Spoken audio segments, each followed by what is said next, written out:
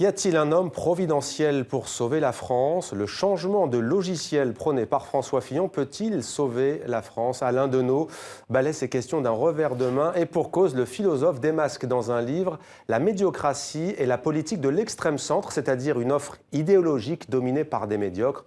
Bonsoir Alain Deneau. Bonsoir. Merci d'être avec nous sur TV5 Monde. La médiocratie avec politique de l'extrême centre et gouvernance, c'est aux éditions Lux. Vous êtes donc docteur en philosophie, vous êtes québécois. Bienvenue à vous à Paris. Alors François Fillon, François Hollande, Marine Le Pen, Jean-Luc Mélenchon, vous devez suivre toute cette actualité depuis le Canada. Beaucoup de prétendants à l'Élysée, beaucoup se demandent qui est le mieux placé pour sortir la France, notamment du marasme économique. Pour vous, au fond, quand on lit votre livre, on comprend que la question n'est pas là. On est confronté à des oxymores.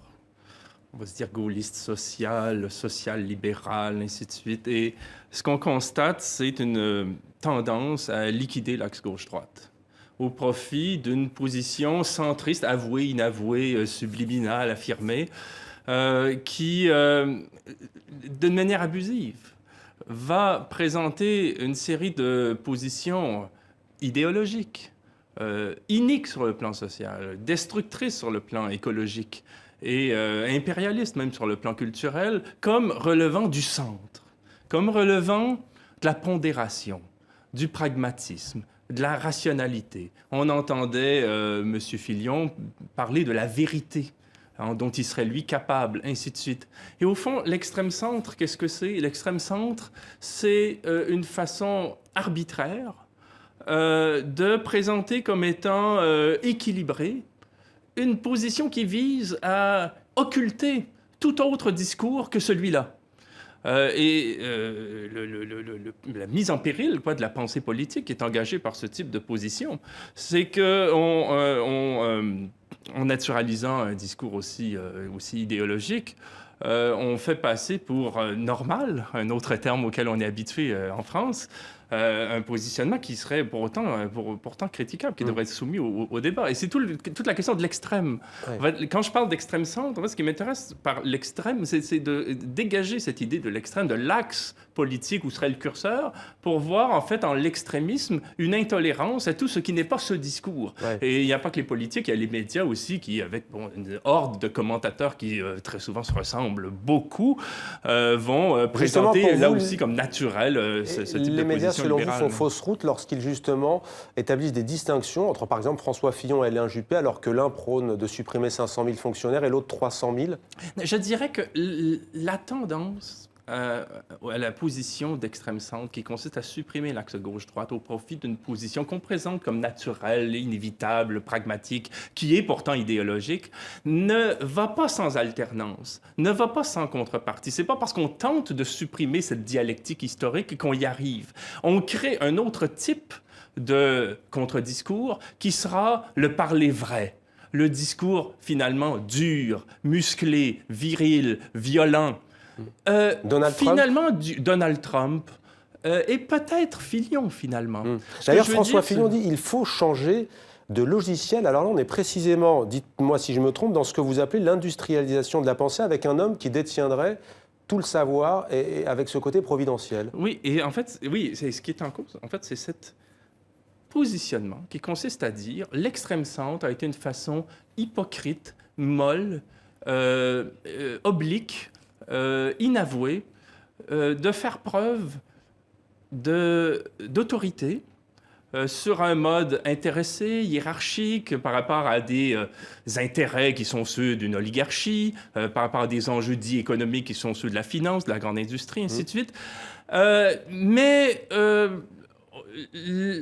Au titre du contre-discours, puisqu'on s'est tous entendus entre social-libéraux et gaullistes de gauche et ainsi de suite, on va adopter au contraire une position, on va adopter une position qui revient aux sources de la violence étatique, étant donné que les États, les institutions de pouvoir, les organisations privées se sont déployées dans l'histoire sur un mode violent. C'est des suites de conquêtes, c'est des suites de politique coloniale, c'est du fait d'avoir dominé des classes et du fait d'avoir voté des mesures institutionnellement misogynes. Alain Deneau, l'extrême centre, pour vous, c'est une offre idéologique qui prend sa place dans cette sphère que vous appelez la médiocratie. Qu'est-ce qui a contribué au juste à l'avènement de ce que vous appelez le pouvoir médiocre? Et d'ailleurs, qu'est-ce que la médiocratie? Dans cet ordre d'idées-là, la médiocratie renvoie au caractère interchangeable du travail, des emplois. La médiocre a beaucoup à voir avec la moyenne. Bon, c'est-à-dire que pour désigner ce qui est moyen, on ne dira pas la moyenneté, on va dire la médiocrité. Mais la médiocrité, c'est la moyenne en acte. C'est-à-dire que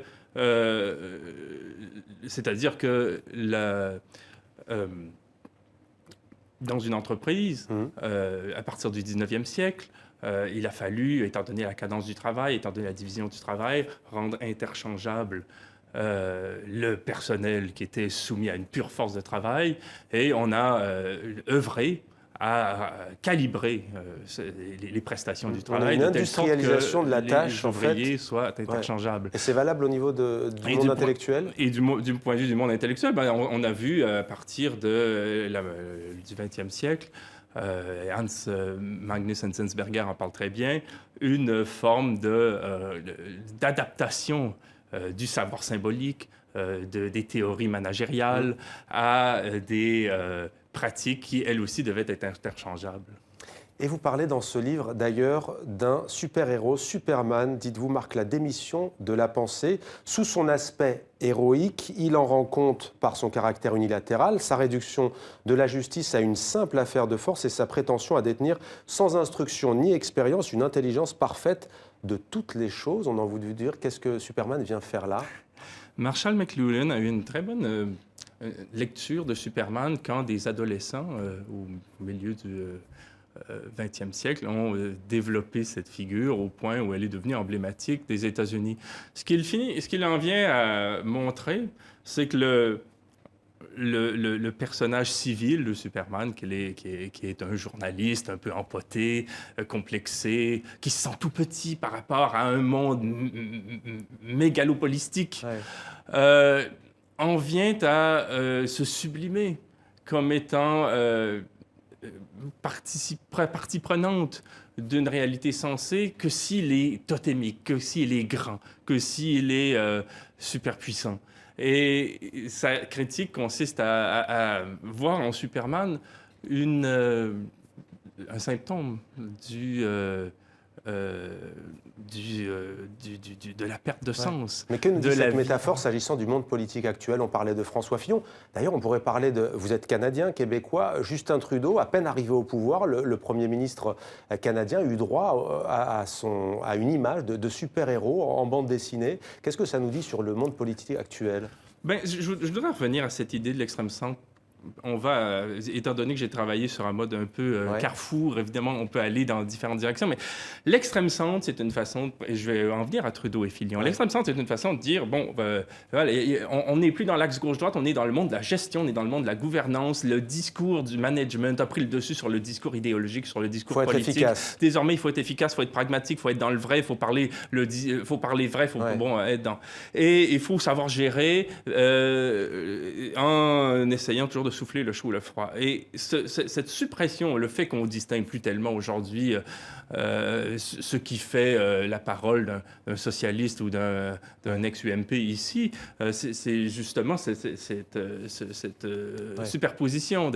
Donc, cette suppression de l'axe a dégagé un type de discours qui n'est pas contraire aux formes classiques de gestion de la vie publique ou aux formes d'élaboration de politique. Il est seulement plus violent, tout simplement parce que les institutions qui sont les nôtres, si on lit Walter Benjamin, si on se réfère à Saskia Sassen, sont des institutions qui sont nées dans la violence. Et au fond, des discours comme ceux de Trump, comme ceux de Fillon, comme tous ceux qui se présentent comme étant de l'anti-establishment, alors qu'ils proviennent de l'establishment, consistent simplement à dire les sources de ces institutions qui sont iniques, qui sont destructrices, qui sont violentes. On va simplement les revendiquer, on va simplement en quelque sorte se connecter aux sources de violence qui sont à l'origine des institutions. Et c'est pour ça que la transition transition d'un filion séguiniste à un filion thatcherien se fait si bien. Ça ne choque pas tellement, parce qu'au fond, tout ce que fait Fillon, c'est partir d'un modèle, au fond, un peu adouci de ce qu'est l'institution publique. Justin Trudeau, même combat, diriez-vous, adouci? Justin Trudeau n'est qu'une image. Je veux dire, si la nature a horreur du vide, alors Justin Trudeau n'est pas naturel.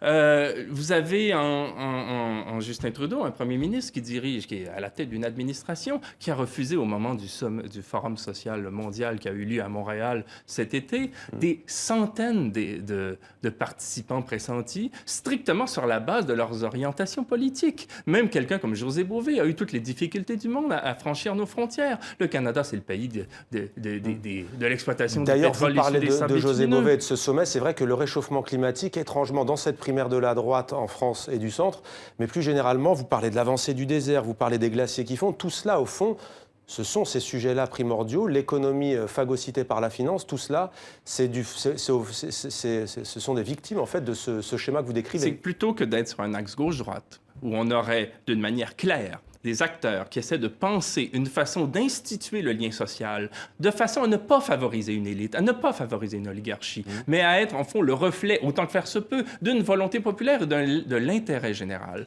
Plutôt que d'avoir cet axe d'une part et d'autre part avoir à l'extrême droite des xénophobes et entre les deux, toute l'échelle qu'on peut avoir de distinction, on a un axe aujourd'hui qui est au fond, tautologique, qui consiste à dire ou bien on a une politique, ou bien on nous fait boire l'huile de foie de morue d'une manière édulcorée dans un sirop, ou on nous la fait boire directement. Mais c'est ça la différence entre un régime d'extrême centre et les régimes dits vrais ou crus ou décomplexés qui servent aujourd'hui d'alternance. Merci beaucoup à l'un de nos philosophes québécois, donc de passage à Paris.